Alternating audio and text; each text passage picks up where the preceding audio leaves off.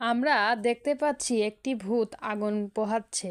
ভূত বলছে, এত ঠান্ডা পড়েছে যে আমাদের মতো ভূতদেরও ঠান্ডা লাগে, এত শীত, কিন্তু এখন কি করব, আগুন না পোহে তো উপায় নেই।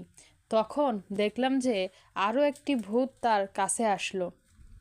তখন সেই ভূতটি বলতে লাগলো, কি হলো, তোমার এত ঠান্ডা লাগছে, তুমি আগুন তাপাচ্ছ, ভূতেদের আবার ঠান্ডা লাগে নাকি?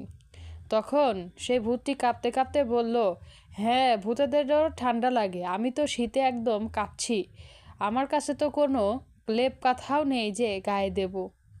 তখন অন্য একটি ভূত বলে উঠল, ও এই ব্যাপার, আমি তো জাদু করে এই অসংখ্য লেপ কাঁথা নিয়ে আসতে পারি, এই দেখো, এক্ষুনি জাদু করে একটি কম্বল আর গায়ের একটি চাদর নিয়ে আসলাম। তখনই অন্য একটি ভূতকে দিয়ে বলল, তোমাকে অসংখ্য ধন্যবাদ ভূত ভাই, আমাকে শীতের মধ্যে এই কম্বল আর সুন্দর চাদর দেওয়ার জন্য। এরকম যদি তোমরা আরও ভিডিও পেতে চাও, অবশ্যই একটি সাবস্ক্রাইব করো।